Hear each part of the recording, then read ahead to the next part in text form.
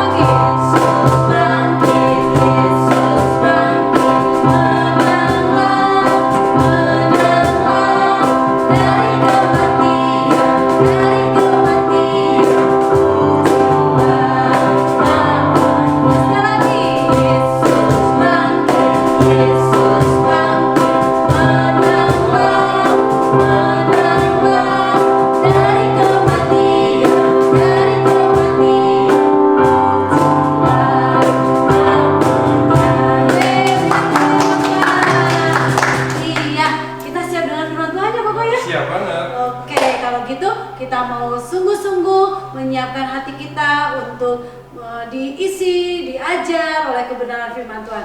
Yuk kita doa dulu, lipat tangannya, tutup matanya, kita mau berdoa sama-sama. Kita mau nyanyikan tabur firman-Mu padaku, nanti Koko Yuda akan berdoa. Haleluya, semuanya sungguh-sungguh untuk siap diberkati melalui firman Tuhan. Amin. Haleluya. Tabur firman-Mu padaku, pimpin aku di jalan-Mu. Pimpin aku di jalan-Mu, bentuk aku seturutmu.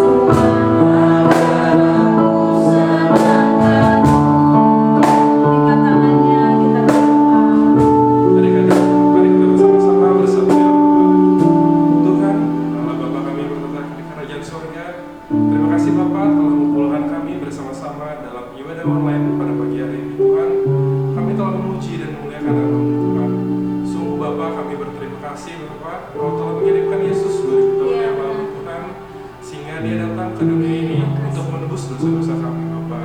Sekarang kami ingin mempersiapkan hati kami untuk mendengarkan sebagian dari firman-Mu. Biarlah kiranya Engkau yang menanamkan benih-benih yang baik di dalam hati kami. Di dalam nama Tuhan Yesus Kristus kami berdoa dan mengucap syukur. Haleluya.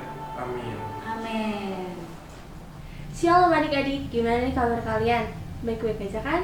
Nah, tiba saatnya kita mau duduk manis, kita mau buka telinga dan buka hati kita untuk menerima kebenaran firman Tuhan.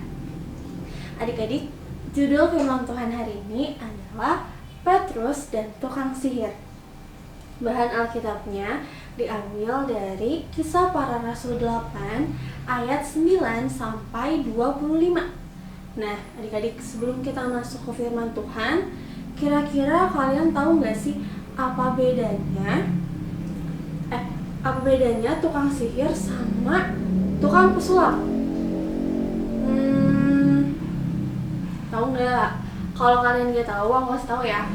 Jadi pada waktu itu tukang sihir itu adalah orang yang meminta bantuan para roh-roh jahat untuk melakukan apa yang nggak bisa dilakukan sama manusia biasa. Sementara kalau misalnya tukang sulap tuh yang kalian lihat di TV tuh, orang yang melakukan sebenarnya kita juga bisa lakuin itu, tapi kita nggak tahu trik dan caranya. Jadi kalau sulap itu cuman ilusi semata doang. Nah, adik-adik, kalian kalau misalnya bingung nih tukang sulap tuh kayak gimana sih? Kalian biasanya suka nonton TV kan? Pasti kalian tahu kayak misalnya ada seseorang, dia bilang, ayo aku bakal tunjukin sama kalian, aku bisa munculin seekor kelinci dari topi. Nah, awalnya dia ngambil topi, terus dia bilang nih, kalian lihat kan topinya kosong, terus dia bacain mantra. Kalian tahu dong pasti kayak gimana mantranya? Bener banget, mantranya adalah bim salabim ada kadabra. Tiba-tiba muncul seekor kelinci. Itu tuh namanya sulap. Sebenarnya kita juga bisa lakuin itu, tapi kita nggak tahu cara sama triknya. Nah, sebenarnya juga di Google, di YouTube itu banyak banget trik atau cara buat bisa kayak pesulap. Tapi kalian nggak usah cari ya. Nanti kalau kalian cari terus kalian tahu gimana caranya bengkokin sendok. Tiba-tiba kalian lari ke dapur, terus kalian ambilin sendok rumah kalian, terus kalian bengkokin, nanti kalian malah dimarahin. Makanya kalian nggak usah cari caranya kayak gimana. Oke?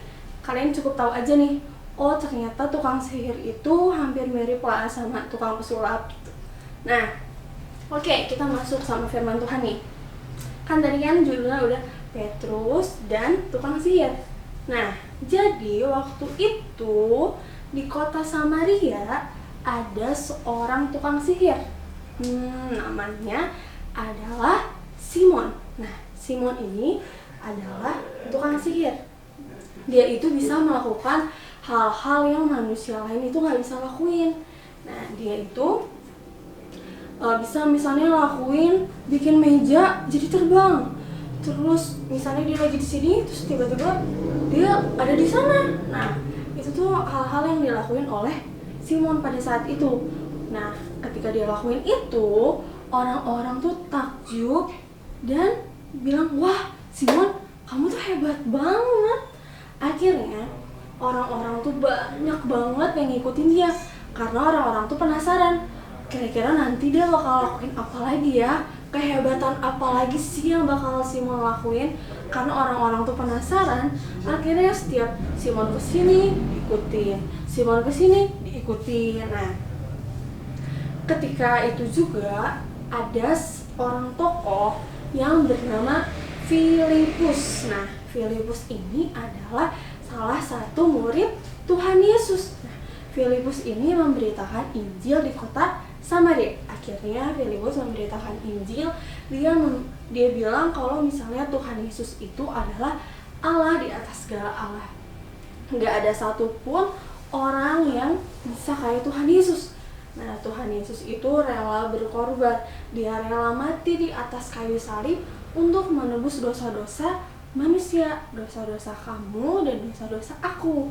Nah, akhirnya orang-orang Samaria tuh takjub juga tuh sama Tuhan Yesus lewat cerita-ceritanya Filipus.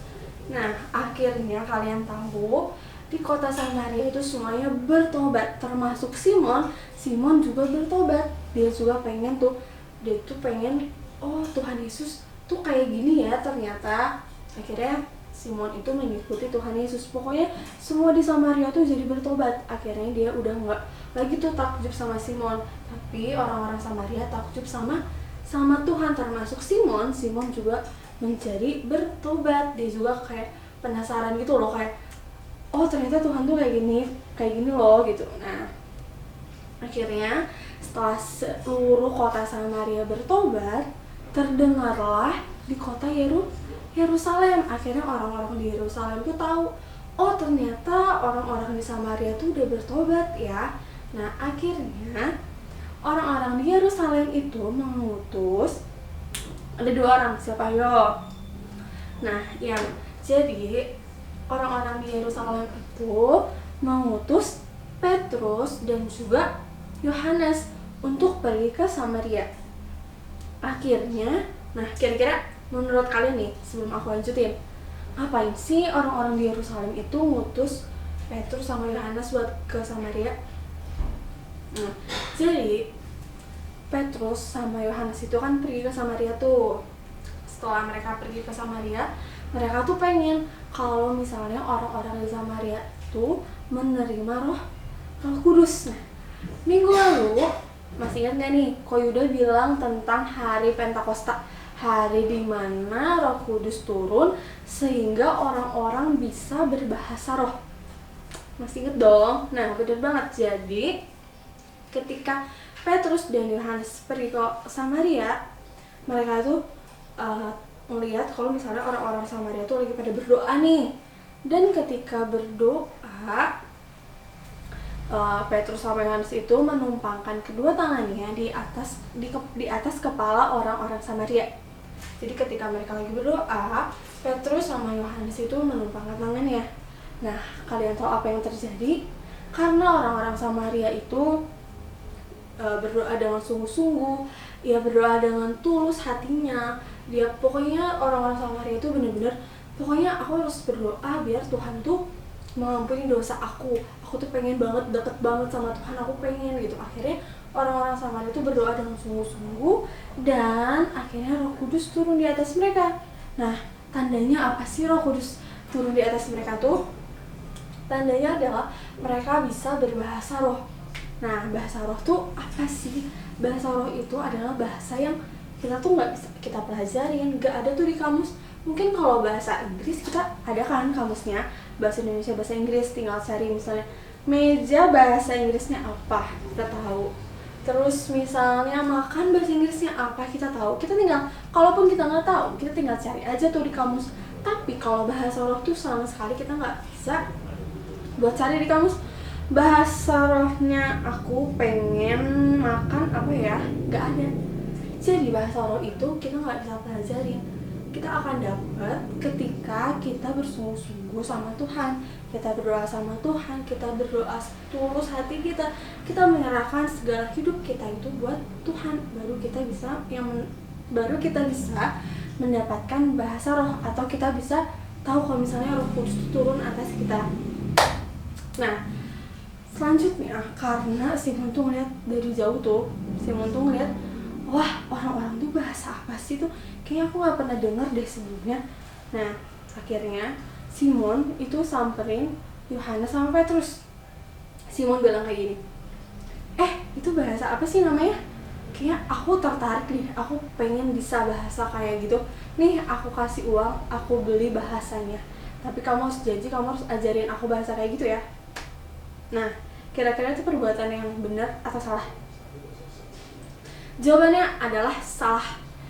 Akhirnya Petrus sama Yohanes itu bilang, binasalah kamu hai Simon, karena kamu menganggap bahwa karunia Tuhan bisa kamu beli dengan uang.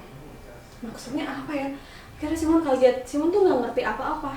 Jadi maksud dari perkataan Petrus dan Yohanes itu adalah segala karunia Tuhan itu nggak bisa kita beli. Contohnya apa? Contohnya kesehatan. Kesehatan kita bisa beli nggak? Enggak, kita nggak bisa beli. Misalnya gini, Tuhan, aku besok mau jalan-jalan sama mama aku ke pantai. Jadi aku mau beli kesehatan sama Tuhan. Nih Tuhan, aku beli kesehatan. Bisa nggak? Enggak. Mau kalian besok ke pantai, ke hutan, ke gunung, kemanapun, kalau misalnya udah waktunya sakit, kalian pasti akan sakit. Kalau misalnya kalian udah waktunya sehat, kalian akan sehat. Nggak bisa kalian beli dengan apapun. Contoh lain lagi, umur. Tuhan Yesus, aku pengen beli umur dong. Soalnya aku pengen banget nikmatin masa-masa aku hidup di dunia. Misalnya contohnya, umur aku 18. Terus aku pengen kayaknya 20 bagus deh angkanya. Tuhan Yesus, aku kan sekarang masih umur 18 nih. Nah, aku pengen dong beli 2 umur jadi 20. Itu nggak bisa dibeli oleh apapun. Nah, contoh lain lagi nih, satu lagi. Kepintaran itu adalah karunia dari Tuhan. Nggak bisa kita beli. Tuhan Yesus, besok aku mau ulangan. Nah, aku pengen beli kepintaran ya sama Tuhan Yesus. Jadi aku nggak perlu susah payah belajar. Mama nggak akan marah karena nanti nilai aku jelek. Pokoknya aku pengen beli kepintaran. Jadi besok aku ulangan nilainya harus bagus nih. Aku kasih uang buat Tuhan Yesus. Itu suatu penghinaan bagi Tuhan.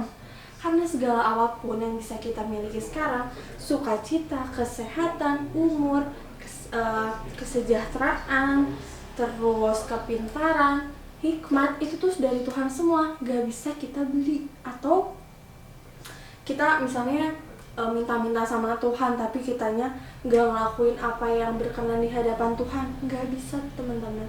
Nah, oke, lanjutin lagi. Akhirnya setelah Simon ngerti, oh ternyata karunia Tuhan itu nggak bisa kita beli sama uang, tapi harus kita beli dengan sikap dan perbuatan kita.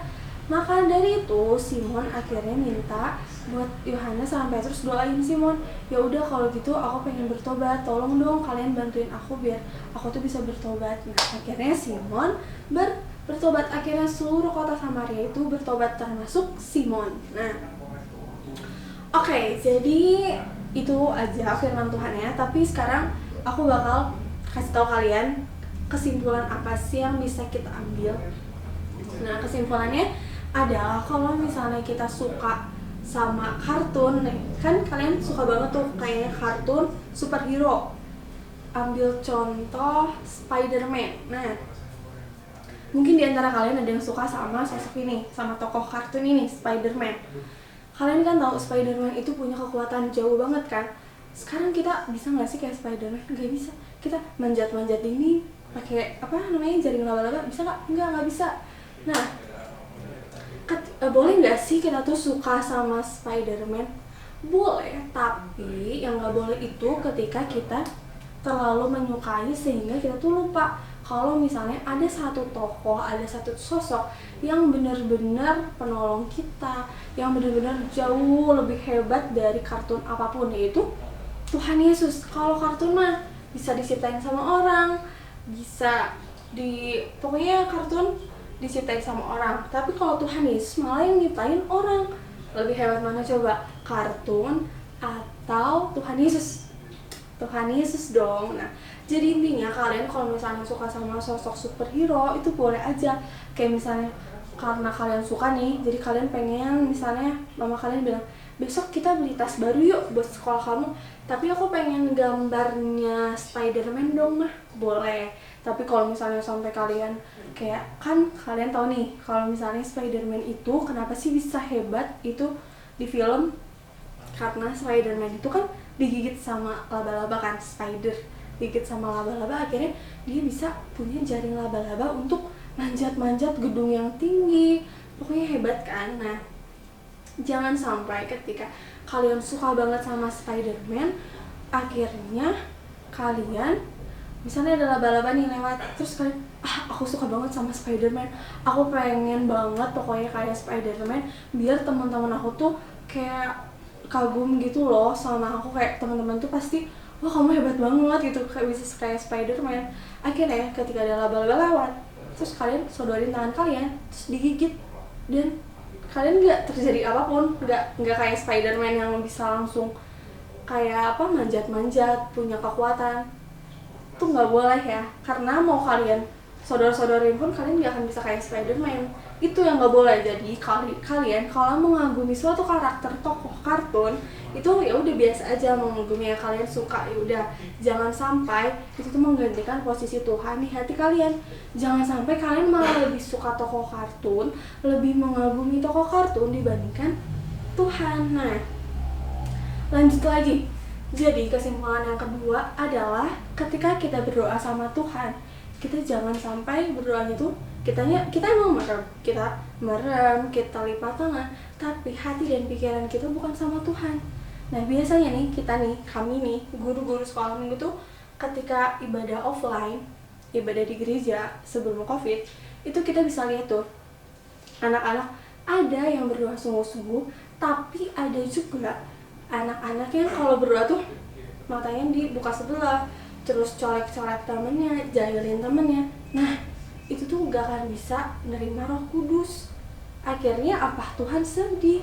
Maka dari itu kalau kita berdoa, ya udah kita berdoa sama Tuhan, kita minta ampun sama Tuhan, kita bersyukur atas sukacita atas hari ini sama Tuhan, sehingga Tuhan senang dan oh iya ini loh anak aku yang berdoa itu sungguh-sungguh.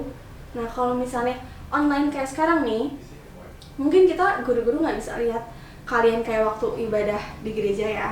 Kita nggak tahu nih kalian misalnya dengar firman Tuhan sambil tiduran, terus ya udahlah ini cuma buat ngisi buku sekolah minggu aja gitu kan, udah aja percepat aja. Kan harusnya kita sebelum firman Tuhan kan kita memuji dan menaikkan nama Tuhan, tapi karena di buku sekolah minggu cuma ada kesimpulan, ayat hafalan sama bahan Alkitab, akhirnya udahlah aku itu aja, aku skip aja, aku langsung aja ke firman Tuhan. Nah, apakah itu benar? Enggak ya. Jadi kalau misalkan kalian mau ibadahlah yang sungguh-sungguh, yang dari hati, bukan karena disuruh mama, bukan karena buku dari sekolah. Nah, itu yang kedua. Jadi kalian harus sungguh-sungguh berdoa sama Tuhan agar kan kalian masih kecil-kecil nih. Nah, agar kalian udah tuh bisa terbiasa. Itu menjadi suatu kebiasaan yang baik sampai kalian dewasa. Oke. Nah, jadi segitu aja firman Tuhan hari ini. Kiranya firman Tuhan hari ini dapat mengingatkan kalian betapa pentingnya kalian itu punya sikap yang sungguh-sungguh sama Tuhan.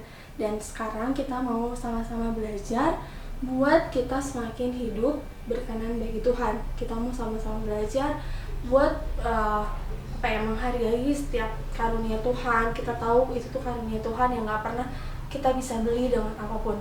Oke? Nah, sekarang kita mau berdoa, kita mau melipat tangan, kita mau tutup mata, kita mau berdoa. Tuhan Yesus, terima kasih buat setiap berkat, buat setiap sukacita yang boleh kami rasakan sampai pada hari ini.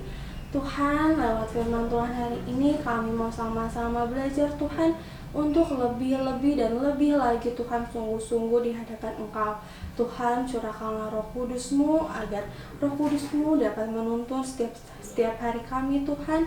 Kiranya apa yang disampaikan oleh guru sekolah minggu kami dapat menjadi rema dan benih Tuhan yang akan kami taburkan Tuhan, sehingga dapat menuai hasil yang baik. Tuhan, bantulah kami terus Tuhan.